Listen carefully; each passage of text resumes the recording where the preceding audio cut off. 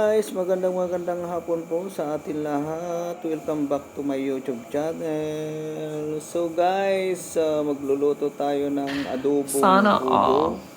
So ito guys, kakaibang luto po ito. Panoorin nyo lang po yung lulutuin natin na pugo. Oh my God! So tayong magluto ng adobo, pero ito po kakaiba po ito sa pagluluto. Let's go, panoorin natin yung lulutuin natin. Ito po guys, yung karne ng pugo. Ito, ayan, ayan.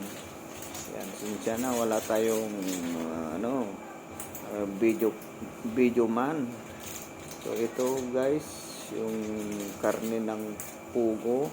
Sinap-chop ko na rin, naka-ready na rin po ito. Ayan, sa isang pugo, tatlo lang, dalawa lang. Balihin natin ko lang dito guys yung isang pugo para 1:2. Tapos lagyan din natin ng yan guys, ito na. Okay, lagay na. Ito guys, yung adobo na to, rekta, direct to the point na guys. Ayan, dami natin linagay na bawang, sibuyas, luya. Tapos lagyan din natin ng sili. Ayan, para masarap-sarap guys. Gasan natin para malinis naman. Ayan guys. So ilagay din natin yung kalamansi dyan guys. Kasi yan ang nagpapasarap. Yan guys. Akala mo hindi kalamansi to ha. Parang ano niya to. Ayan, hatiin natin. Para ilagay natin dito sa may kalamansi guys. So ito napakasarap. Nga lang, ingat-ingat lang tayo guys dahil pugo po ito, yung mga high blood. So hindi pwede sa high blood po ito, no? Ito para sa akin kahit isang piraso lang okay na.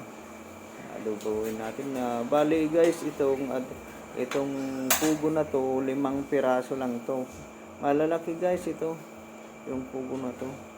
So ibigay natin yung kalamansi guys para ito yung nagpapasarap.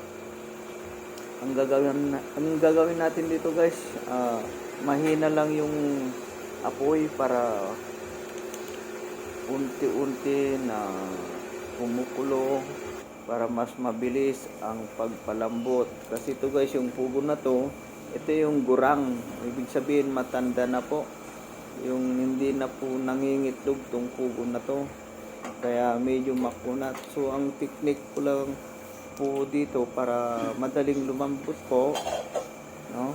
Mahina lang yung tubig. Kagaya pag nagpapalambot ka ng karne ng manok, karne ng baboy na medyo may edad na, dahan-dahan lang po yung apoy po, no? So ito guys, lagay natin yung mga sangkap. Lagay natin yung toyo, laurel, black pepper. Ayan guys, napakaganda. So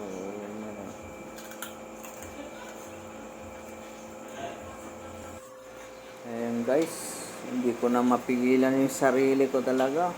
Titikman ko na to. Ayan o. Umaalingasaw pa yung init pero hindi na bale. Basta matikman ko guys. Ayan o. Oh, shout out pala sa mga nagpupulots. Sa mga nagpupulots dyan ng pugo, adobo. Eto magdala na kayo dito guys. Alam nyo na ang ibig ko sabihin. Ayan, ang sarap guys. Oh, no? Pag naluto to guys, busog na ako.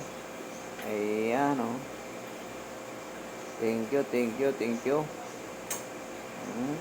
So, huwag kalimutan mag-subscribe, mag-like, mag-share lahat ng videos po natin at pindutin po yung bell para updated po kayo sa mga susunod na video po natin. Salamat po.